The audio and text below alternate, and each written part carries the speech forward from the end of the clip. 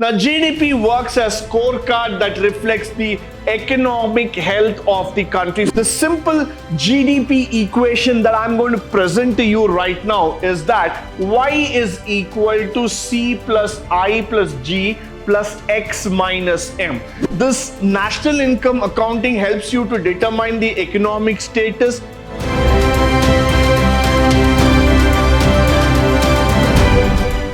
Good morning and welcome to the first session, Unit 5, first semester Business Economics for BBA, where we are going to talk about the last unit, that's the National Income Accounting.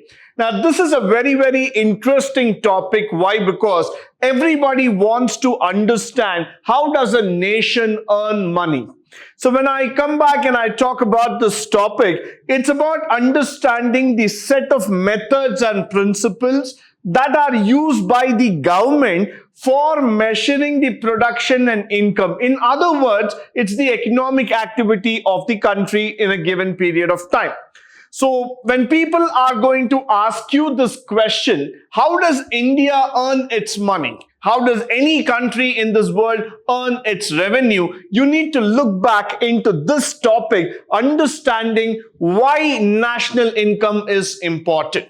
Now, there are various methods in which we are going to understand this national income accounting. The most common factors that have always been spoken about is GDP, GNP, we also know about NNP. Now, all these terminologies are good to talk, good to hear, but then many of us do not exactly know what is the meaning of GDP, what is the meaning of GNP, and where is that word called NNP comes into picture.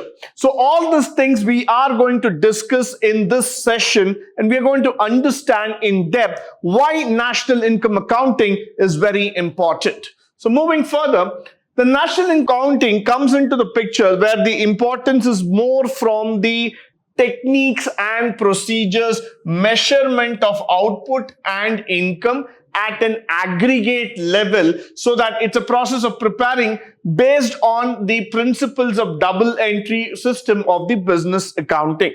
So based on any other functionality, as we are talking about, like any other business in this world, even the countries will undergo the same kind of accounting principle that is being used in any corporate or in business. So we have the same credit and debit function coming in different order, in different hierarchies, and different levels altogether, where we are going to talk about it.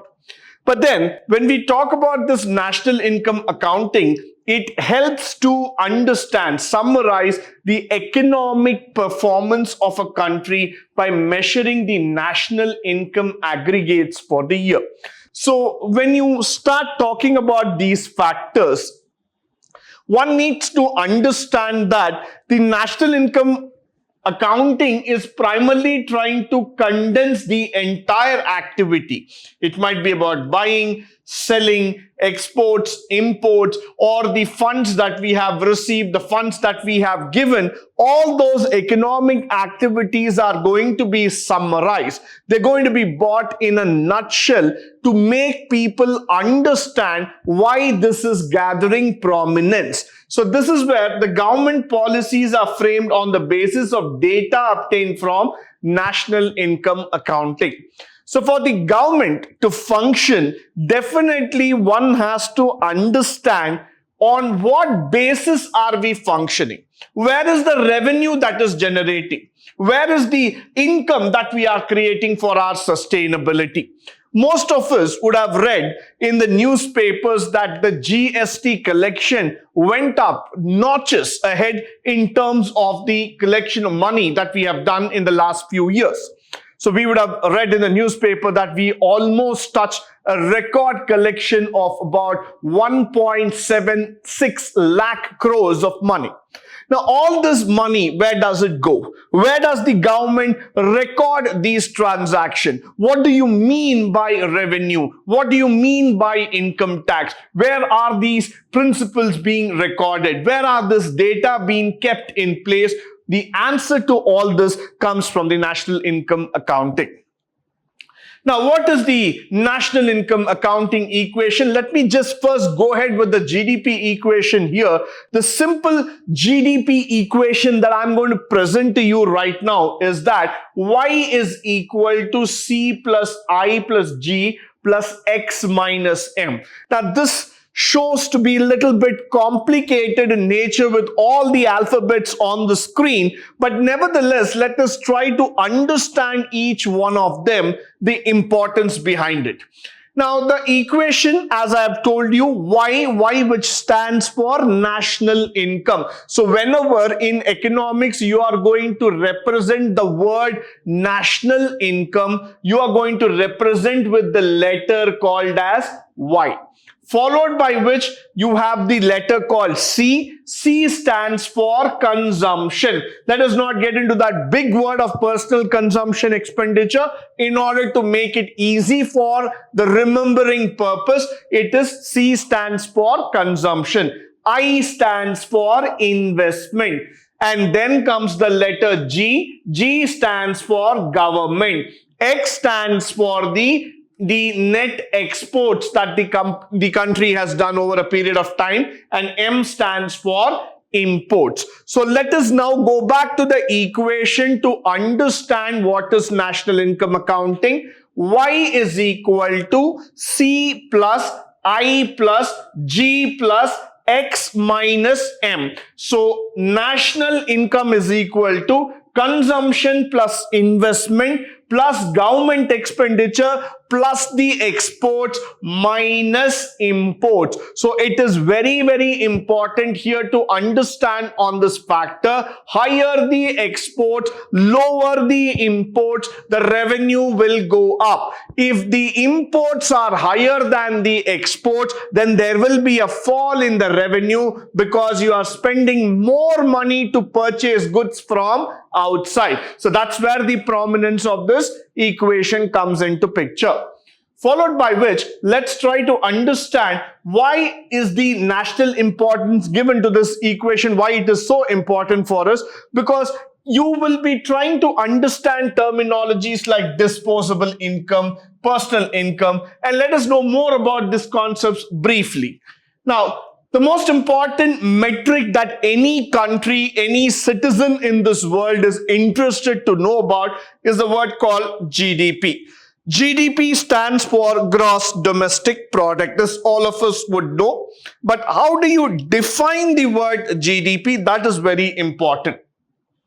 So GDP is defined as the total monetary or the market value of all final goods and services that are produced within the geographical boundaries of a country. So now comes the most important aspect. When you talk about the word GDP, that means the emphasis is on the production of goods within your country. I'm not talking about production of goods outside the country. So outside the country, when you have manufacturing units and you're going to do something on a broad scale basis, on an international scale basis, I'm not going to take that into account. What is counted is whatever you have produced in terms of product and services within the national geographies of the country is where the GDP will get calculated upon.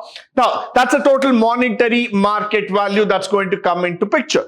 Now, GDP works as scorecard that reflects the economic health of the country. So why is GDP so important? Why do people talk about it again and again? It's because it reflects the economic health of the country. It's calculated on an annual basis, and the GDP helps in estimating the growth rate of a country. Now, this is very, very important. Why? Because using GDP, I'm going to talk about the growth rate of the countries, which is very, very important. Now, GDP can be calculated using the three methods of which is the expenditure method, the production method, and the income method. So GDP will primarily talk about the growth rate of the country, and it can be calculated in these three methods. So it tells what is the progress of the nation in terms of the accounting, in terms of the revenue, in terms of the actual monetary value.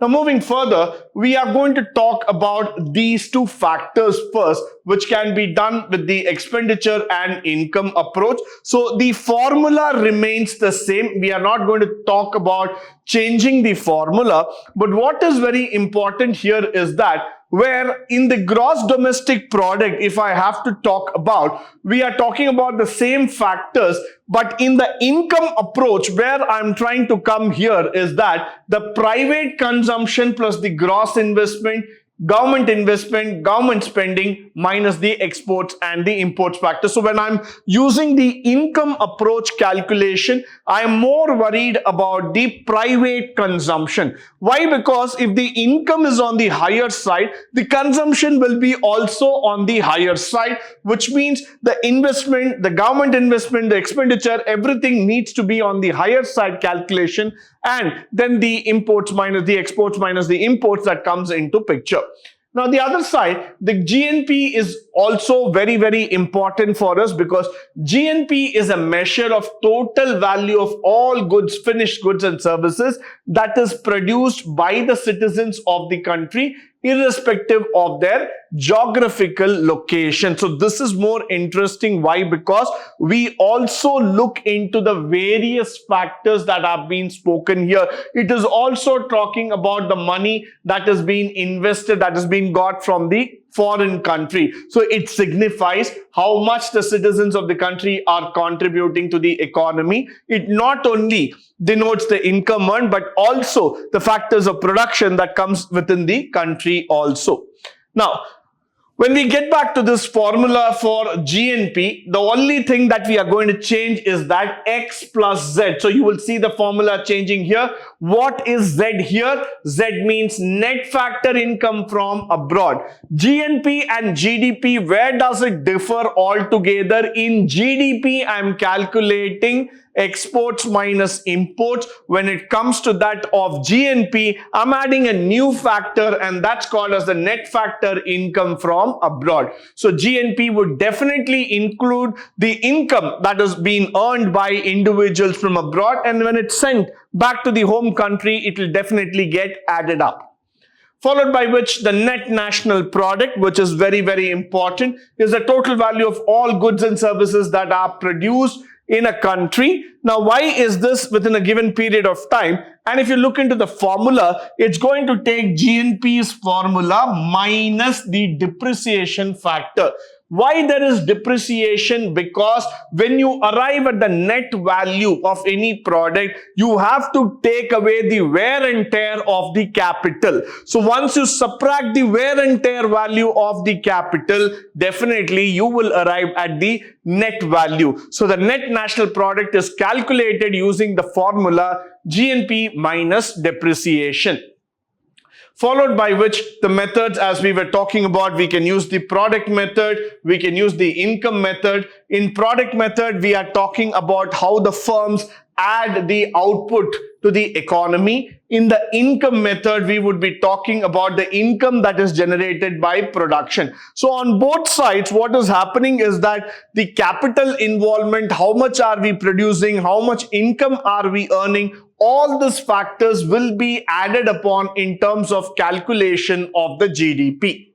Now, the expenditure method, which we were talking in the first half, let me come to this at the last. Why? Because when we talk about the expenditure, it is about all the expenditure that incurs in terms of purchasing the national output.